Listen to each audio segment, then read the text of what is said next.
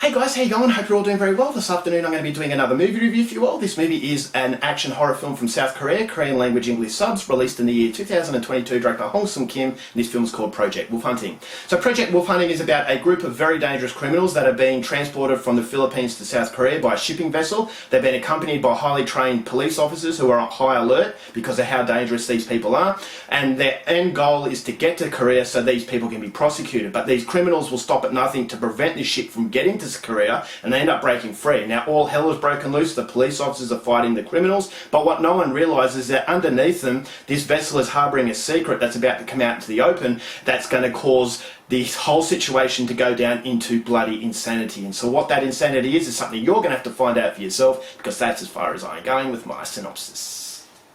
Now my thoughts on Project Wolf Hunting.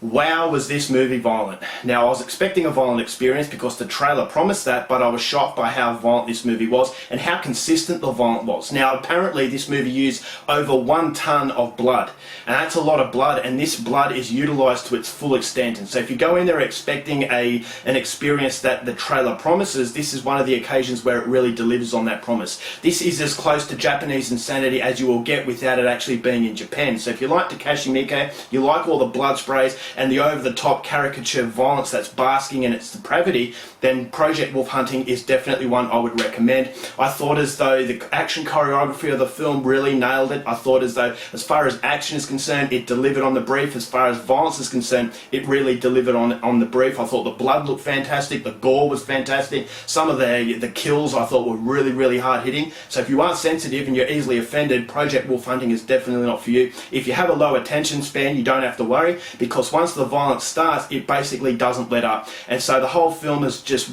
a crazy situation after another. I thought the characters were larger than life, and there's a lot of cannon fodder in this film as well. So I felt as though that cannon fodder was able to help achieve that goal of splashing so much blood onto the screen. And so it's clear that this movie had a big budget, and I thought that budget was used very well because it had a strong sense of self-identity. It knew exactly what it wanted to be, and it does deliver. And I think a lot of gorehounds are going to really like the way that Project Wolf Hunting goes about its business. So there are revelations in the movie that was equally as crazy as all the carnage taking place on the screen, and so it's just a wild ride where you don't have a seatbelt on, you're going as fast as you can in the car, you know that the impact is going to be very bloody, but when the impact hits you, it's still going to shock you because it elevates itself above the norm of South Korean cinema. As Japan are known for extreme violence, but South Korea not so much. There are a few very extreme films from South Korea, but they're not known for that. They're known for their storylines more so than their sheer violence. But if you like Takashi Miike, you're going to like Project Wolf Hunting. But if I have issues with this movie, I definitely felt as though it was a novelty. Now yes, this is a very violent film, but after a while you start to become desensitized to that violence because you don't have any character development, you don't really have anything else going for it, and I felt as though the overall story was a little bit convoluted. And that convoluted story, it has a distraction, and that distraction is the sheer brutality that this movie produces. But then you start, for a 2-hour movie, I thought as though it was way too long. It would have been a lot better for 70 to 80 minutes, because it would have just been bang, bang, bang, and then it's over. But then this one, it goes bang, bang, bang, but then it starts to get a little bit repetitive, a little bit more of a deja vu, and you start to realise, okay, apart from violence, the story's convoluted, the story's not told very well, and I always felt as though it was distracted by the buckets of blood that this movie needed to produce.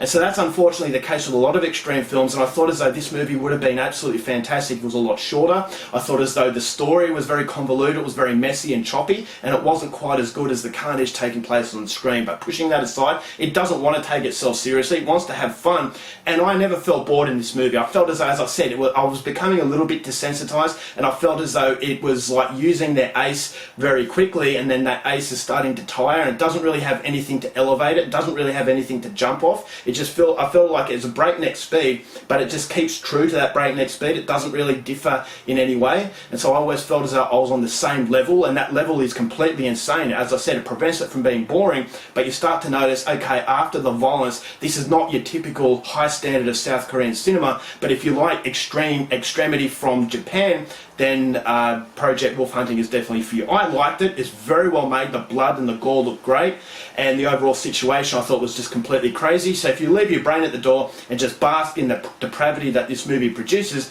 you're going to get something out of it. But as I said, for a typical South Korean experience, I wanted a little bit more inside the story, maybe a little bit more clarity into where this movie wanted to go, and it would have been even better. So overall, for Project Wolf Hunting, still going to give this one 3 stars. Go out there and see it, especially if you're into sheer acts of brutality.